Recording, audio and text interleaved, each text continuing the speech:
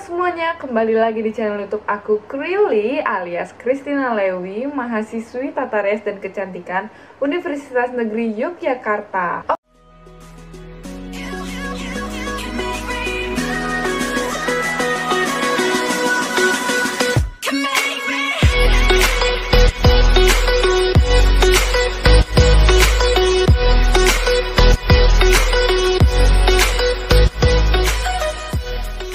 Oke, di video sesi kedua kali ini aku mau jawab pertanyaan lagi tentang apa aja sih yang dipelajarin sebagai mahasiswi Tata Rias dan Kecantikan, terus sama plus minusnya jadi mahasiswi Tata Rias dan Kecantikan.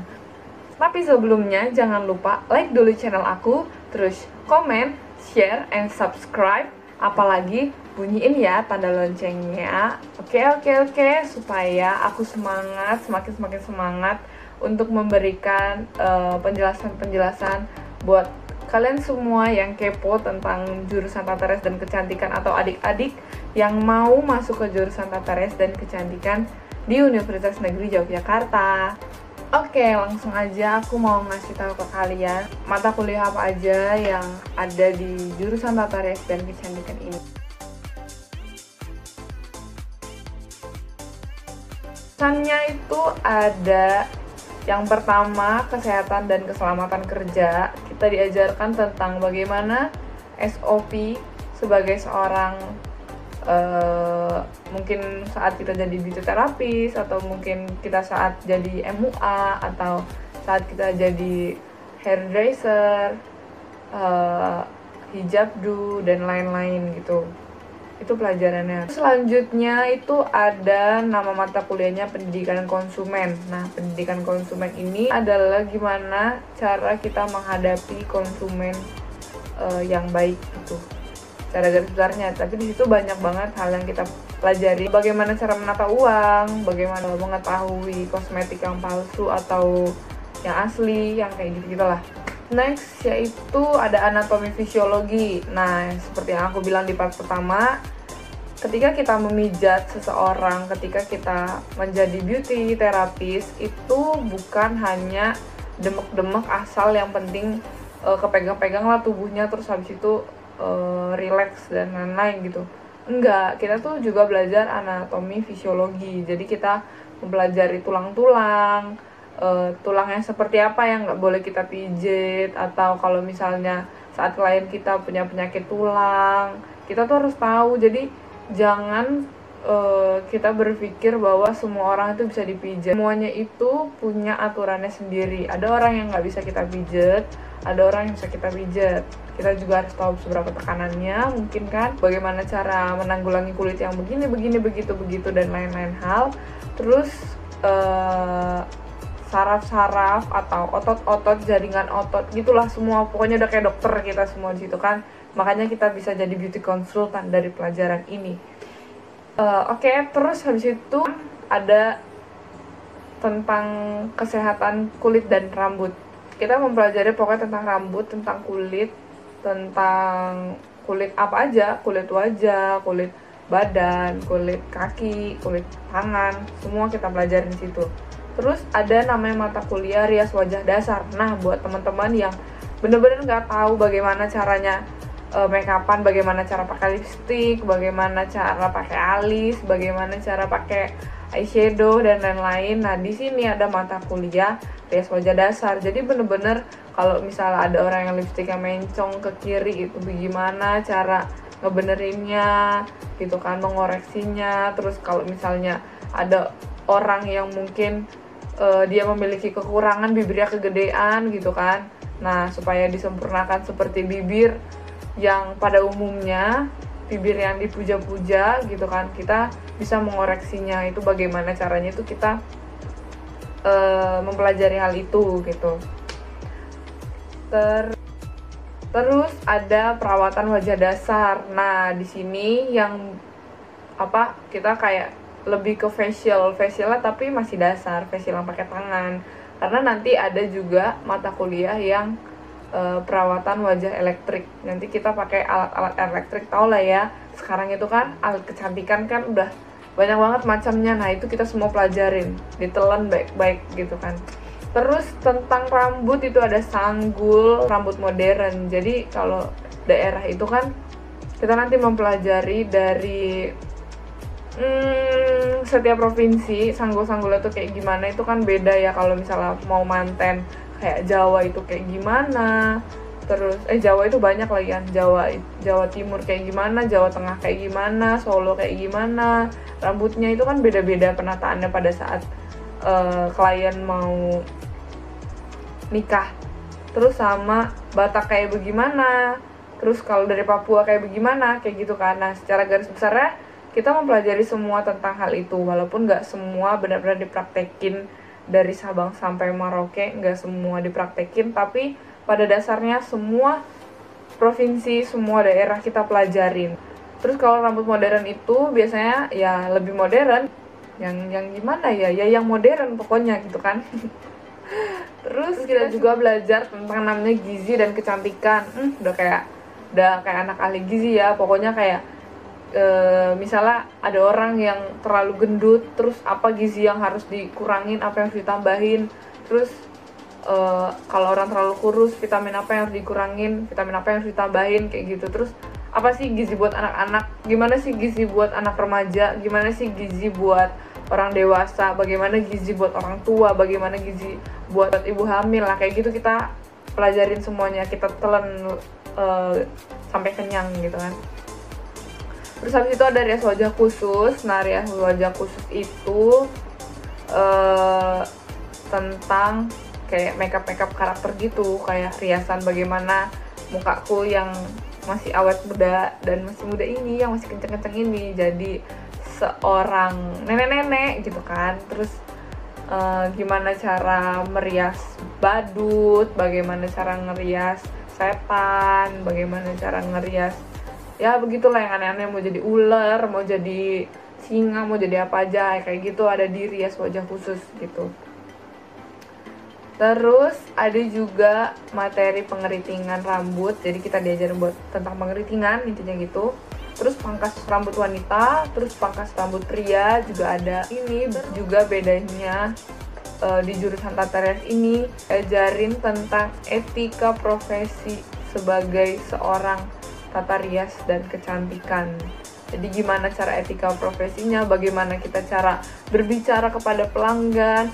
Kayak contohnya kita tuh ngomong kayak, "Selamat pagi Kak, perkenalkan nama saya Christina Lewi, saya di sini sebagai beauty terapis Anda. Hari ini kita akan melakukan treatment perawatan facial selama kurang lebih 60 menit.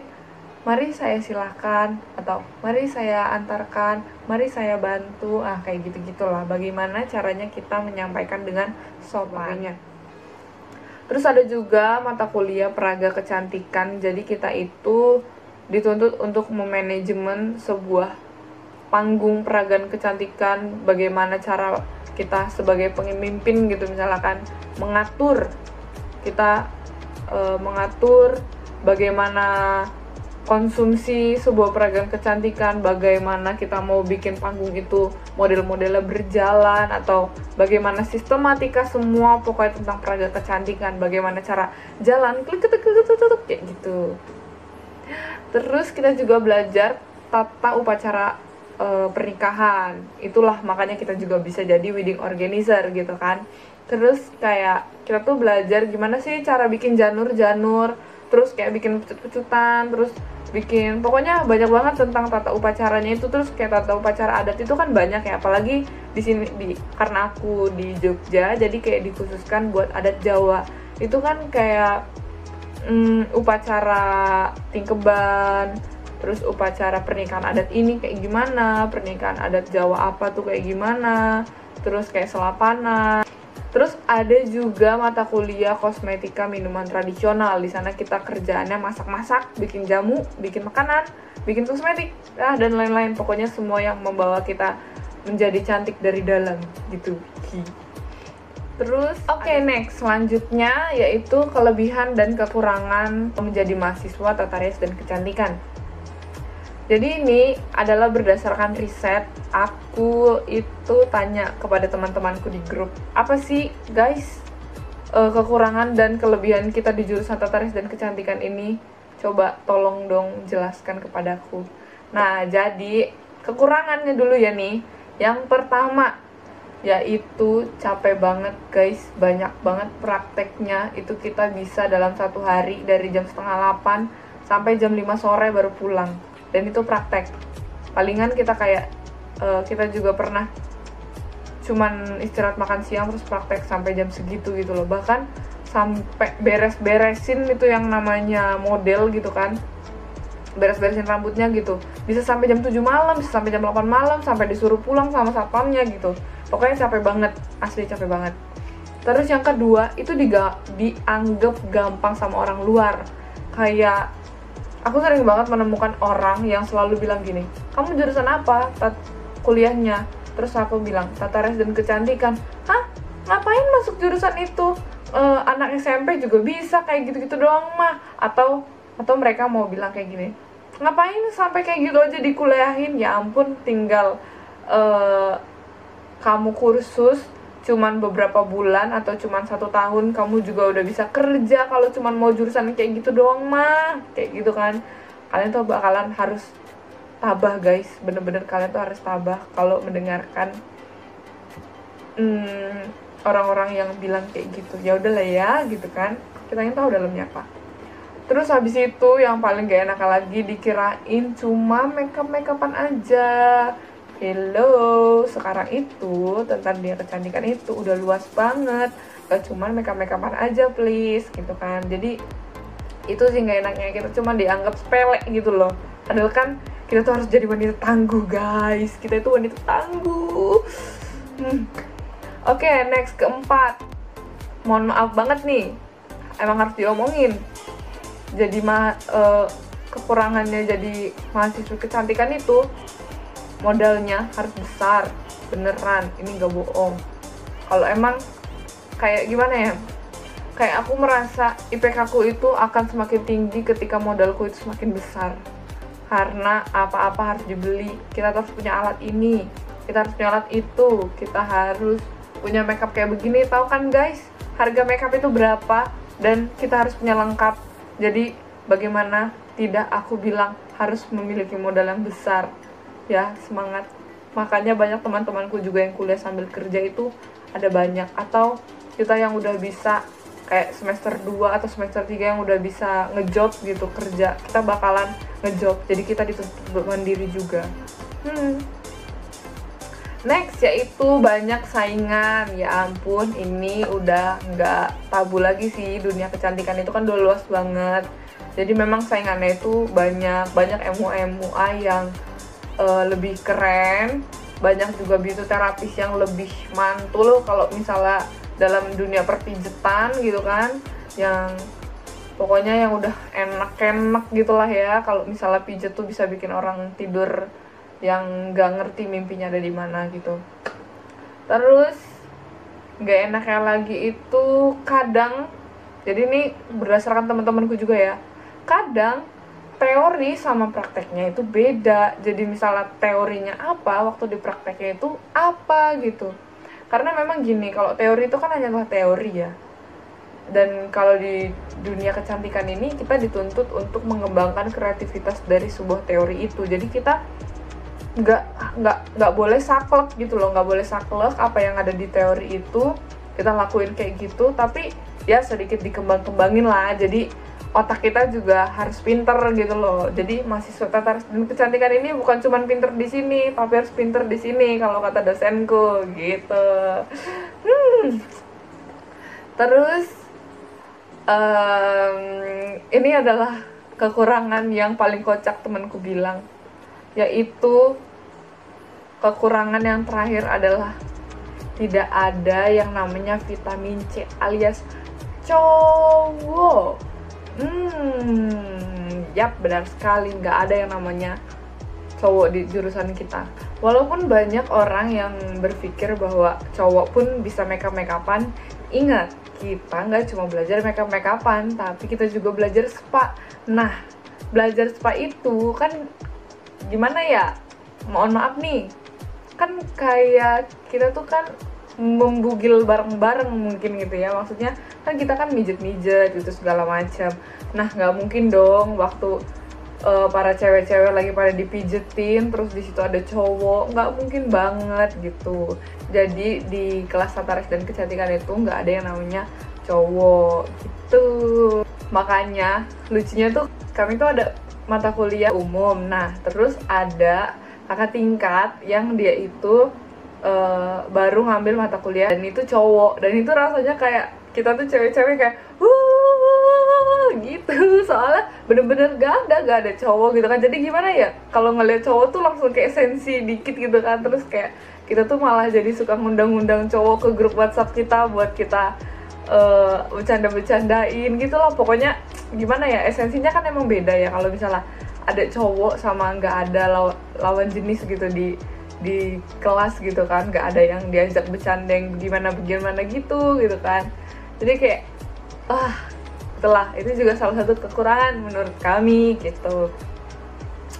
Oke, kita langsung ke kelebihannya. Nah, jadi dibalik kekurangannya yang ada berapa tadi? Ada 7 gitu ya, yang aku paparin ada 7. Mungkin ada kekurangan-kekurangan yang lain, tapi setidaknya aku mau share itulah yang kami rasakan gitu kan dari ke-7 kekurangan itu. Kelebihannya adalah, ini namanya juga kelebihan ya, siapa sih yang gak seneng? Yang pertama yaitu kita cepat dapat cuan. Jurusan yang banyak dibutuhkan orang, terus banyak lapangan pekerjaannya ya, kita masih jadi mahasiswa aja, belum lulus aja udah banyak panggilan gitu. Apalagi kayak kolaborasi sama ini, kolaborasi sama itu, kayak kolaborasi sama para model, kita jadi MUA-in para wisuda gitu. Apalagi di Yogyakarta itu kota pelajar kan, nah banyak banget, hampir setiap bulannya itu ada yang wisuda kalau menurutku ya. Jadi kayak aku pun kayak di dalam 2 bulan itu pasti ada yang booking, atau sebulan itu pasti ada yang booking gitu buat wisuda gitu, atau acara-acara pun banyak gitu kan di Yogyakarta ini, kayak acara-acara kebudayaan atau acara-acara pariwisata, atau kadang-kadang tuh kayak aku pernah diajak kolaborasi sama stasiun TV Jakarta apa-apa gitu. Aku lupa banget. Jadi kayak dia itu mau memberitahu pesona Indonesia. Nah, salah satunya itu ada di Yogyakarta gitu kan. Jadi aku itu disuruh kolaborasi sama mereka buat ngerias presenter apa narasumber gitu. Nah, aku disuruh kolaborasi kayak gitu. Terus aku juga pernah kolaborasi sama model-model, para manajemen model. Aku puji Tuhan udah dipanggil ngejob gitu kan, udah dipanggil buat kerja, dan aku udah dapet uang gitu dari apa yang aku lakukan sekarang. Padahal ada banyak mahasiswa atau mahasiswi yang udah kuliah tinggi-tinggi, udah nyampe S1, S2 gitu. Tetap aja waktu mereka udah lulus, mereka harus mencari-cari sebuah pekerjaan. Kita aja yang belum lulus udah bisa cari uang sendiri gitu kan. Itu kan suatu kelebihan dan suatu kebanggaan, dan bisa buat tambah-tambah beli make up ya. Jangan ditambah-tambah jadi hedon ya, karena masa depan kita masih panjang guys. Gitu. Next, kelebihan yang selanjutnya yaitu kita punya banyak ilmu. Tahu sendiri kan guys, kalau misalnya kita itu banyak banget kreativitas yang kita dapetin, dari kayak hairdo, hijab, terus MUA, beauty terapis, beauty konsultan. Wah, pokoknya banyak banget dari tangan kita ini, benar-benar banyak sekali hal yang bisa kita lakukan lewat tangan kita ini. Gitu, itu kelebihan yang kedua. Next, yang ketiga yaitu kita tahu bagaimana cara sehat dan cantik, baik dari luar, baik dari dalam. Karena kita kan udah belajar bagaimana cara kita memijat gitu kan. Jadi kan kita bisa mengaplikasikan pijatan itu buat kita sendiri gitu kan. Kayak ya mulai dari facial lah gitu kan. Walaupun kita nggak bisa mijat badan sendiri, jadi kita kayak bisa tahu bagaimana cara facial yang baik, facial yang benar gitu kan. Terus kayak kita bisa mempercantik diri kita sendiri tanpa harus mencari MUA gitu kan. Itu kan sebuah kelebihan guys, nggak semua orang bisa mempercantik dirinya sendiri gitu. Itu menurutku. Terus sama banyak temen, jadi kayak kita itu kan selalu akan ada orang-orang baru, kita punya klien baru, jadi kayak hubungan kita itu semakin lama semakin luas gitu. Jurusan Tata Rias Kecantikan itu jurusan yang memiliki banyak teman, karena setiap harinya kita harus mencari model gitu. Jadi kayak kadang-kadang kita nggak kenal orang itu, tapi karena kita butuh model, terus kita nyari orang tersebut, akhirnya kita kenalan, terus ternyata kita punya relasi, terus ternyata teman kita bisa kayak begini, terus kita bisa tukar pikiran, kan itu wah, aku paling suka di bab itu. Aku punya teman banyak karena aku suka punya teman banyak. Terus selanjutnya yaitu kita keberapa ya? Yang keempat itu kita gampang bisnis, ya kan?